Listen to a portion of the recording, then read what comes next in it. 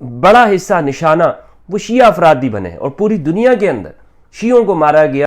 तो तौहीन सहाबा की जो तारीफ है पहले तो वो की जाए। ये कहना चाहते हैं कि लोग अपनी ज़बानें बंद कर दें, खामोश बैठ जाएं। पाकिस्तान में जो मारने वाले हैं वो भी आपको मालूम है और जो मरने वाले हैं, जो मजलूमीन हैं, वो भी आपको मालूम है। अल्हम्दुलिल्लाहि रब्बिल आलमीन वस्सलातु वस्सलामु अला सय्यिदिल अंबिया वल मुरसलीन व आलिहि तय्यिबीन अत्ताहिरीन व मवाला। बिस्मिल्लाहिर रहमानिर रहीम। अस्सलामु अलैकुम व रहमतुल्लाहि व बरकातुहू। वतन अज़ीज़ मुल्क पाकिस्तान की नेशनल असम्बली के अंदर एक तरमीमी बिल पेश किया गया है जिसे मुत्तफ़िक़ा तौर पर मंजूर कर लिया गया है। इस बिल को जमात इस्लामी के मेंबर मौलाना चतराली साहब ने पेश किया, जिस पर सिराजुल हक़ साहब जो कि उनकी पार्टी के बड़े हैं, उन्होंने उनको मुबारकबाद भी दी है। इस बिल का नाम तौहीन सहाबा तरमीमी बिल है। इस बिल में ये कहा गया है कि जो शख्स तौहीन सहाबा का मुर्तकिब हो उसे 3 साल कैद की सज़ा से बढ़ाकर उम्र कैद की सज़ा होनी चाहिए। इस बिल में ये बताया गया है कि इसके पेश करने का मकसद ये है कि पाकिस्तान के अंदर टेररिज्म और इंतहा पसंदी और दहशतगर्दी को रोका जाए। आपको मालूम होना चाहिए कि 2021 में पाकिस्तान में एक कानून पेश हुआ था कि जिसमें तौहीन सहाबा के मुर्तकिब शख्स को 3 साल कैद की सज़ा का कहा गया था, लेकिन अब उसमें तरमीम करके उसको बढ़ाया गया है, सज़ा को उम्र कैद की तरफ ले जाया गया है। यहाँ मैं ये बताता चलूँ कि पाकिस्तान में अक्सर आबादी वो अहल सुन्नत की है और इसी तरह दूसरे नंबर पर यहाँ पर मुसलमानों की एक बड़ी आबादी शिया भी यहाँ मौजूद है और अक़लियती गैर मुस्लिम कम्युनिटीज़ भी यहाँ इस पाकिस्तान में आबाद है, बड़ी तादाद के अंदर आबाद है। उनमें हिंदूज़ की बड़ी तादाद है, क्रिश्चियंस हैं और दीगर अक़लियती बिरादरी यहाँ पर रहती है। पाकिस्तान में ब्लास्फेमी के वाक़यात होते रहते हैं और ब्लास्फेमी का इल्ज़ाम अपने मुखालिफ पर लगाकर उनको कत्ल कर दिया जाता है। ये कुछ ऐसी बातें नहीं हैं कि जिनका हकीकत से ताल्लुक़ ना हो, बल्कि हमारे पाकिस्तान के हालात इस बात के शाहिद और गवाह हैं। मुख्तलिफ़ केसेस हैं, मीडिया रिकॉर्ड मौजूद है कि तौहीन रिसालत पर जो सज़ा का कानून है और जिस पे हमारे यहाँ इंतहा पसंद मजहबी जमातें ये नारा लगाती है मन सब्ब नबिय्यन फ़क़्तुलूह, वो कानून का इंतज़ार भी नहीं करते हैं, अदालत को भी नहीं देखते हैं और जो शख्स जिस पर इल्ज़ाम लगाया जाता हो, जिस पर साबित ना हो, इल्ज़ाम लगा दिया जाए, उसको वो जाकर सरतन से जुदा कर देते हैं। इसकी बहुत सारी मिसालें हमारे पाकिस्तान में मौजूद हैं। मसलन पंजाब के गवर्नर जनाब सलमान तासीर साहब, उन्होंने सिर्फ ये कहा था कि ये कानून, इसका इस्तेमाल गलत है और काला कानून है, जिस पर उन्हीं के गार्ड ने आशिक रसूल होने के साथ उनको कत्ल कर दिया, उन पे फायर खोल दिया और उन्हें मार दिया। इसी तरह यहाँ आसिया बीबी हैं जो माइनॉरिटीज़ में से हैं, हमारी मसीही बिरादरी में से, और ऐसे अफराद के ऊपर इल्ज़ामात लगाए गए कि उन्हें बच्चों समेत ज़िंदा जला दिया गया, माइनॉरिटीज़ के अंदर घर उनके जला दिए गए, उनको मार दिया गया। फिर तौहीन सहाबा का इल्ज़ाम लगाकर हमारे यहाँ शिया बिरादरी में से लोगों को टारगेट किलिंग किया जाता है। पिछले दिनों में जो शिया ज़ाकिर हैं आशिक हुसैन साहब, उनका पंजाब में उनका मर्डर हुआ, मजलिस के दौरान में उनको कत्ल कर दिया गया। आप यूट्यूब देखेंगे तो उन पर वीडियोस बनाई गई हैं कि उन्होंने तौहीन की थी। अगर अब ये जो तौहीन का लफ्ज़ है, जिस तरह के इस बिल के बारे में बिल को पेश किया गया है और कहा गया कि इससे टेररिज्म रुकेगा, मेरे इस बिल के ऊपर चंद तहफ़्फ़ुज़ात हैं जो मैं आपके सामने पेश करता हूँ। पहली बात तो ये है कि पाकिस्तान में क्या दहशतगर्दी इसी वजह से है कि लोग सहाबा की तौहीन करते हैं? इस वजह से नहीं है। आप सबको मालूम है कि पाकिस्तान में जो दहशतगर्दी है वो अफ़गान जिहाद के अंदर हमारा हिस्सा बनने के बाद हुई है। ये तारीख़ी वाक़यात हैं, यानी उसमें कोई ये नहीं था कि रशिया ने आकर वहाँ पे सहाबा की तौहीन की थी या तालिबान जो थे तो वो दिफाए सहाबा के लिए काम कर रहे थे, कुछ ऐसे वाक़यात नहीं थे। तो अमेरिका डॉलर से जो जिहाद शुरू हुआ उसके बाद ये सारी पाकिस्तान के अंदर लहर शुरू हुई और फिर दौरे आमरीत के अंदर जिस तरह से यहाँ पे लोगों को अमरीकी डॉलरों के ज़रिए बेचा गया, फ़रोख्त किया गया, फिर पाकिस्तान में उस तरह आगे जो दहशतगर्दी बढ़ी, जिसका बड़ा हिस्सा निशाना वो शिया अफराद भी बने हैं और पूरी दुनिया के अंदर शियों को मारा गया इस नाम के ऊपर कि जी ये इस्लाम से खारिज है। तो जो लोग जिन पर इल्ज़ाम है वही मारे जा रहे हैं, तो फिर ये कैसे हो सकता है कि आप एक नाम लेकर ये कह दें जनाब कि ये लोग सहाबा के तौहीन के मुर्तकब हैं। दूसरी बात ये है कि जो सबसे अहम बात है, क्या किसी कानून के अंदर ये तफसील बताई गई है कि इस तौहीन की क्या तारीफ़ है? हमारे यहाँ جس شخص کا دل کرتا ہے وہ دوسرے پہ الزام لگا دیتا ہے کہ جی یہ توہین رسالت اس نے کی ہے، توہین صحابہ کی ہے۔ اس بل کو نام تو یہ دیا جا رہا ہے کہ توہین صحابہ اور اہل البیت کا، لیکن جب اس کو آپ پڑھیں گے تو اس میں صرف صحابہ کا نام ہے۔ مشہور ہمارے ہاں یہ کرایا جا رہا ہے، شاید میں درست سمجھاؤں یا غلط سمجھاؤں، واللہ عالم، لیکن جہاں تک میں نے اس کو پڑھا ہے تو وہ یہی ہے کہ یہ توہین صحابہ کا بل ہے۔ تو توہین صحابہ کی جو تعریف ہے پہلے تو وہ کی جائے۔ ہمارے ہاں اسمبلی کے اندر متفقہ طور پر توہین کے اوپر پہلے ججز حضرات یا بیوروکریٹ سے، یہ جو اس ملک کا نظام چلاتے ہیں اسمبلی کے اندر یا اسمبلی سے باہر، وہ اس کو طے تو کریں کہ توہین کسے کہتے ہیں، ایک شخص توہین کا مرتکب کب ہوگا، کیا تنقید کو توہین کا نام قرار دیا جا سکتا ہے، کیا قرآن مجید کے اندر وہ باتیں موجود نہیں ہیں جو صحابہ کے بارے میں ہیں؟ مثلا قرآن مجید میں اگر میں اس آیت کو پڑھوں اور آپ کو بتاؤں نہیں کہ یہ قرآن کی آیت ہے تو مجھ پہ بھی شاید آپ توہین کا الزام لگا دیں، یا جو شخص بھی ترجمے کے ساتھ قرآن کو پڑھے گا اگر وہ یہ کہے کہ صحابہ میں ایسے افراد تھے، منکم من یرید الدنیا ومنکم من یرید الآخرہ، تم میں ایسے لوگ ہیں جو دنیا چاہتے ہیں جو آخرت چاہتے ہیں۔ اگر کوئی شخص یہ کہتا ہے کہ صحابہ میں ایسے افراد موجود تھے تو آپ تو کہیں گے کہ بھائی تو گستاخی کی بات کر رہا ہے، توہین کی بات کر رہا ہے، اس پہ پرچہ ہو جانا چاہیے، حالانکہ قرآن مجید کی آیت ہے منکم من یرید الدنیا ومنکم من یرید الآخرہ۔ تو یہ جو توہین ہے یہ کیا ہے، کسے توہین کہتے ہیں آپ؟ مثلا اگر ایک شخص صحیح بخاری یا تاریخی واقعہ جو کہ متفقہ تاریخ ہے، حدیث عمار کو اگر کوئی شخص پڑھتا ہے اور وہ کہتا ہے کہ ایک گروہ جنت پہ بلانے والا ہے جو حضرت عمار رضی اللہ عنہ کا ہے، اور جو مخالفین ہے امام علی علیہ السلام کا وہ گروہ جہنم کی طرف بلانے والا ہے، کوئی شخص اگر حدیث کا حوالہ نہیں دیتا یا اگر یہ حدیث بھی پڑھتا ہے تو آپ اس پہ توہین کا الزام لگا دیں گے۔ تنقید اور توہین میں فرق ہونا چاہیے۔ جو متمدن معاشرے ہیں وہاں پر تنقید کی اجازت دی جاتی ہے۔ آج ہمارا ملک پاکستان سیاسی، معاشی، فکری طور پر زوال کا شکار ہے۔ ملک پاکستان کی معیشت اس وقت جس جگہ پہ کھڑی ہے وہ آپ اس کا اندازہ کر سکتے ہیں کہ ہم کس مقام کے اوپر آ گئے ہیں۔ ایسے میں اس طرح کے قوانین جو مذہبی انتہا پسندی کو بڑھاوا دیتے ہوں اور اقلیتی کمیونٹی کو تشویش میں مبتلا کرتے ہوں، یہ سوچنے کا لمحہ ہے کہ اس سے ہماری ملکی معیشت اور سیاست اور ملکی حالات پر اس کے کیا اثرات ہوں گے۔ میں نہیں سمجھتا ہوں کہ ایسے وقت کے اندر اس کو پیش کرنا چاہیے تھا، بلکہ جب تک یہ کسی کو حق بھی نہیں پہنچتا کہ وہ کسی کے اوپر توہین کا الزام لگا دے۔ یہاں اہم بات میں آپ کو بتاتا چلوں کہ پاکستان میں دیوبندیوں کی بڑی تعداد ہے، ان کے بڑے بڑے مدارس ہیں، یہاں پر بریلویوں کے ہیں، بریلویوں کی بڑی آبادی ہے، لیکن آپ کو یہ معلوم ہوگا کہ ان فرقوں کے یعنی دیوبندی بریلویوں کے ایک دوسرے پر توہین کے فتوے موجود ہیں۔ احمد رضا خان بریلوی رحمۃ اللہ علیہ کی کتاب اگر احکام شریعت آپ پڑھیں، فتاوی رضویہ پڑھیں، یا ملفوظات اعلی حضرت جسے مکتبۃ المدینہ دعوت اسلامی کراچی نے شائع کیا تخریج کے ساتھ، اس میں دیوبندیوں کو دین سے خارج قرار دیا گیا ہے۔ اس میں غیر مقلدین، وہابی، اہل حدیث، چکڑالوی اور دیگر تمام کو اپنے سوا سب کو توہین جو ہے وہ رسول کا مرتکب قرار دیا گیا۔ احمد رضا خان صاحب کا تو یہ فتویٰ ہے کہ جو دیوبندیوں کو کافر نہیں مانتا وہ بھی کافر ہے۔ تو کیا ہم اس پہ بھی کوئی فتویٰ جاری کریں گے، کوئی قانون پیش کریں گے؟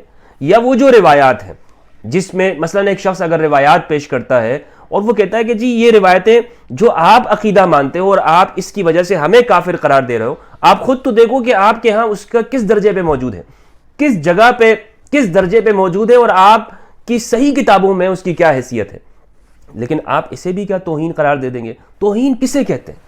یعنی توہین کی تعریف ہونا چاہیے، ورنہ تو اقلیتوں کے خلاف اس کا مس یوز ہوگا، شیعہ کے خلاف اس کا استعمال ہوگا۔ کوئی ذاکر اگر مجلس پڑھ رہا ہوگا یا کوئی شخص بھی، کوئی محقق، ریسرچر کوئی کتاب لکھے گا تو اس کے اوپر آپ روک ٹوک لگا دیں گے، اور وہ اگر یعنی قرآن مجید کی آیت بھی پڑھے یا رائے بھی دے صحیح روایات سے، آپ کہیں گے کہ جی یہ تو مرتکب توہین صحابہ ہو گیا، لہٰذا اس کو عمر قید کر دی جائے۔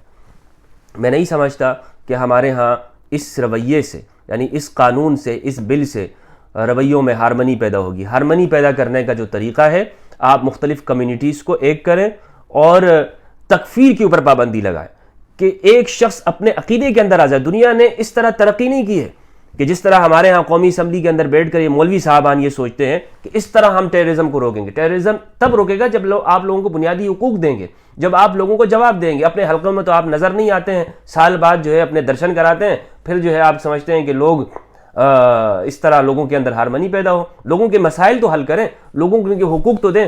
دنیا کے متمدن معاشروں نے آزادی رائے کے ساتھ ترقی کی ہے. دنیا کے جتنے بھی متمدن معاشرے, وہاں لوگوں کو بولنے کی آزادی ہے, خیالات کی آزادی ہے, بات کرنے کی آزادی ہے, تنقید کرٹیسائز سے معاشرے آگے بڑھتے ہیں. یہاں پر ہم کسی پہ تنقید نہیں کر سکتے, جی وہ تو مقدس ہے, اس شخص پہ آپ بات نہیں کر سکتے, اس کی غلطیوں کو آپ نہیں کر سکتے, اس کی غلطیوں کو آپ بیان نہیں کر سکتے. حالانکہ قرآن مجید نے غلطیاں بیان کی, حالانکہ احادیث میں موجود ہیں, رسول اللہ صلی اللہ علیہ وآلہ وسلم کے واضح فرامین موجود ہیں. کیا ہم آپ کے اس بل کی وجہ سے حدیث عمار کو پڑھنا چھوڑ دیں, حدیث الحواب کو پڑھنا چھوڑ دیں؟ کیا ہم رسول اللہ صلی اللہ علیہ وآلہ وسلم کے اس فرمان کو پڑھنا چھوڑ دیں کہ اگر خوارج کو میں پاؤں تو انہیں عاد و سمود کی طرح قتل کروں؟ آپ بتانا کیا چاہتے ہیں؟ یعنی آپ یہ کہنا چاہتے ہیں کہ لوگ اپنی زبانیں بند کر دیں, خاموش بیٹھ جائیں؟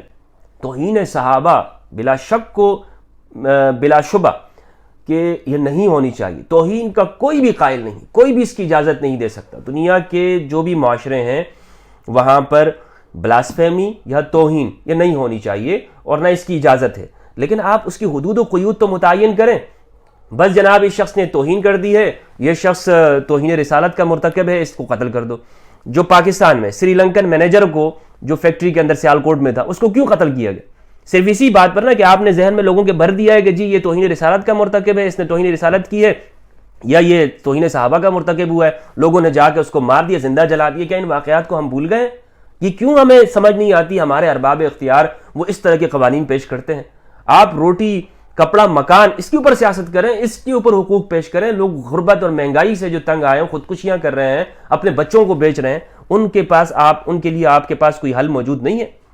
آپ مذہب کارڈ کا استعمال کر رہے ہیں. مذہب کے آپ کو یہ حق کس نے دیا ہے کہ آپ بیٹھ کر کسی پر توہین کا الزام لگا کے اس پہ عمر قید کی سزا دیں؟ آپ خدا ہیں؟ قرآن مجید فرقان حمید کے اندر رسول اللہ صلی اللہ علیہ وآلہ وسلم کی احادیث صریحہ کے اندر قرآن کی آیت ہے کہ دین میں کسی طرح سے جبر نہیں ہے. افانت تکرہ الناس حتی یکونوا مؤمنین ولو شاء ربک لآمن من فی الارض کلہم جمیعا.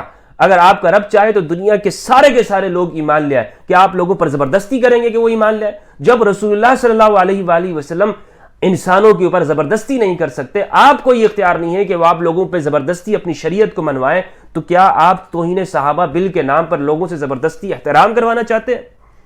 کس لیے آپ, کس نیت کے ساتھ آپ یہ کرتے ہیں؟ صرف یہی کہ پاکستان کے اندر جو مائنورٹیز ہیں وہ خوف و ہراس کا شکار ہوں. پاکستان میں ابھی اللہ اللہ کر کے مختلف آواز, جو آپریشن ضرب عضب ہوا, رد الفساد ہوا, اس کے بعد ملک پاکستان میں افواج پاکستان کی قربانیوں سے اور وطن عزیز کی عوام نے قربانیاں دی کہ یہاں پر امن آیا, اور ملک پاکستان میں لوگ اپنے اداروں کے اوپر اطمینان کی طرف جا رہے تھے. لیکن آپ یہ بل پیش کرتے ہیں اور ہمارے ہاں کمیونٹیز جو ہیں وہ خوف و ہراس کا شکار ہو جاتی ہیں. اس کا مقصد یہ ہے کہ شیعہ نوجوانوں کو آپ توہین صحابہ کے نام پر ان پہ کیسز ہوتے ہیں, عمر قید ہوتی ہے, ان کو پابندیاں لگائی جاتی ہیں, ڈر کا شکار ہوتے ہیں. وہ لوگ جو ریسرچر حضرات ہیں, جو صحافی حضرات ہیں, کیا پاکستان میں وہ ڈر کا شکار نہیں ہے؟ کیا یہ بات لوگوں سے ڈھکی چھپی ہے کہ وہ یہ پاکستان چھوڑ رہے ہیں؟ جو بھی شخص تحقیق کرتا ہے وہ پاکستان چھوڑتا ہے, جو بھی شخص سچ بولتا ہے وہ ملک چھوڑ دیتا ہے. یہ تمام اسلامی ممالک کا حال ہے. یہ تمام ہمارے مسلم ممالک کے اندر شروع دور سے یہ چلا آ رہا ہے کہ جو صحیح بات کرتا ہے اس کو مار دو, قید کر دو, ملک سے بھگا دو, اور اس کے اوپر پابندیاں لگا دو, سنسرشپ کر دو. اس وجہ سے ہم آج کس جگہ پہ کھڑے ہیں؟ ہم اس جگہ پہ کھڑے ہیں کہ ہمارے ہاں نہ کوئی تحقیقی کام ہو رہا ہے, نہ ہمارے ہاں ملک کے جو انفراسٹرکچر ہے اس میں ترقیات ہو رہی ہیں. بس یہ جناب اس نے توہین کر دی ہے, مار دو, اس کا سر جدا کر دو. لوگوں کے پاس یہی بس بچ گیا ہے کہ آپ الزامات لگائیں, الزامات کے اوپر سیاست کریں اور مذہب کارڈ کا استعمال کریں. عمران خان صاحب کے اوپر قاتلانہ حملہ ہوا, اس کے دیگر وجوہات, لیکن بندہ کیا کہہ رہا ہے؟ بندہ یہ کہہ رہا ہے کہ جی جناب میں نے اس لیے مارا کہ وہ ڈیک چل رہا تھا, وہ گانے چل رہے تھے اذان کے ٹائم پہ. حالانکہ یہ وجوہات نہیں ہے, میں یہ یعنی عمران خان صاحب جو کہہ رہے ہیں. لیکن آپ اس کو بھی تو دیکھیں کہ لوگ اس حد تک پہ اترے ہوئے ہیں کہ ایک شخص نے اگر اذان کے ٹائم پہ وہ ڈیک چلایا ہوا ہے اس پہ بھی آپ توہین کا فتویٰ لگا دیتے ہیں, اور عوام کا ذہن کس نیچے درجے پہ آیا ہوا ہے. لوگوں کے مائنڈ سیٹ کی بات کرتا ہوں, آپ آزما کے دیکھ لیں, تجربہ کر کے دیکھ لیں. یہ سیاستدان یہی پھر بھگتیں گے. آپ جو ان قوانین کو پیش کر رہے ہیں چترالی صاحب, آپ کے اوپر بھی توہین صحابہ کا فتویٰ لگے گا, آپ کو بھی کوئی مار دے گا. دوسرے جو حضرات ہیں جو اس کو بڑی خوش دلی کے ساتھ انہوں نے پیش کیا ہے اور کہا کہ اس پہ منظور کر لیا ہے، ان پہ بھی فتوے لگ سکتے ہیں۔ اور پھر آپ یہ نہ کہیے گا کہ جناب پاکستان میں انتہا پسندی بڑھ رہی۔ انتہا پسندی ان دہشت گردوں اور خوارج تکفیریوں کی وجہ سے، دیوبندی مدارس کے اندر جو آپ نے ٹریننگ اور تربیت دلوائی ہے، اس کا کون ذمہ دار ہے کہ جو ہزاروں کی تعداد کے اندر یہاں ٹی ٹی پی کا حصہ بنے اور لال مسجد کا آپریشن بھول گئے؟ کیا وہ توہین صحابہ کر رہے تھے؟ اس وجہ سے دہشت گردی ہو رہی تھی پاکستان میں؟ وہ تو دفاع صحابہ کا نام لیتے ہیں۔ پاکستان میں جو مارنے والے ہیں وہ بھی آپ کو معلوم ہے، اور جو مرنے والے ہیں، جو مظلومین ہیں، وہ بھی آپ کو معلوم ہے۔ پھر بتائیے کہ توہین صحابہ کون کر رہا ہے؟ اور اس تکفیر کے اندر آپ سزا کا بل پیش کریں، ہم آپ کو شاباش بھی دیں گے کہ جو شخص کسی کو کافر قرار دیتا ہے اس کو عمر قید ہونا چاہیے، سزا ہونی چاہیے۔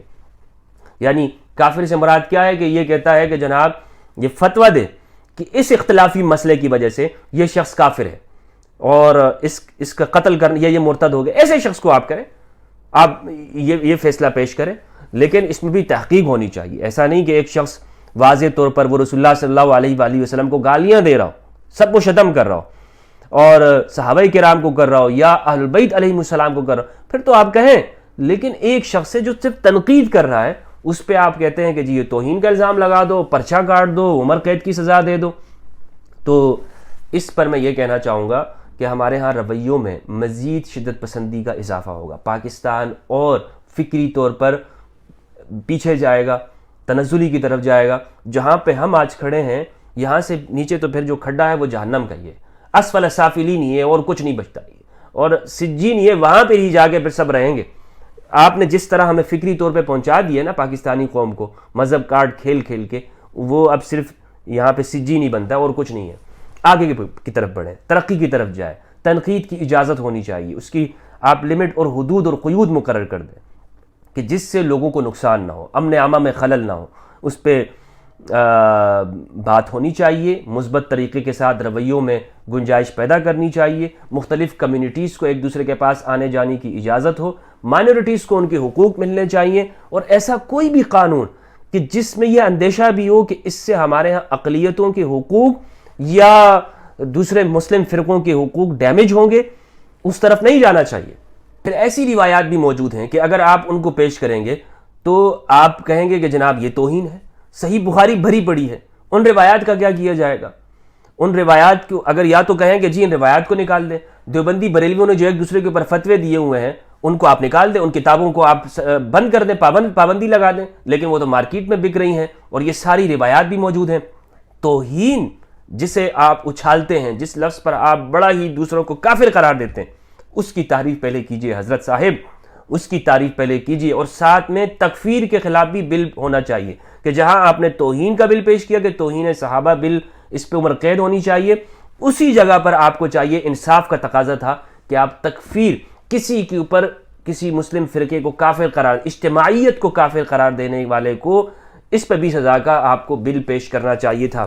تو میں یہی کہوں گا کہ اس طرح کے قوانین کا مس یوز ہوگا جو کہ ہمیشہ ہوتا رہا ہے، توہین رسالت کا مس یوز ہوتا رہا ہے، لوگ مارے گئے ہیں اور لوگوں کی املاک کو نقصان پہنچایا گیا، پوری دنیا کے اندر ہماری بدنامی ہوئی ہے، جس پر بعد میں آ کے ہمیں کسی نہ کسی ہیلے کے ساتھ بندوں کو چھوڑ بھی دینا پڑتا ہے۔ تو وہ کام ہی نہ کریں کہ جس سے ہم بدنامی کی طرف جائیں۔ اللہ سبحانہ و تعالیٰ ملک پاکستان کو امن سلامتی عطا فرمائے اور اہل اقتدار کو یہ ہوش دے کہ وہ ہمارے لیے درست فیصلے کرے، عوام کے لیے درست فیصلے کرے، ملک پاکستان کی ترقی ہو۔ اللہ سبحانہ و تعالیٰ ہم سب کی خیر فرمائے اور قرآن مجید اور اہل البیت علیہم السلام کی معرفت عطا کرے۔ والسلام علیکم ورحمۃ اللہ وبرکاتہ۔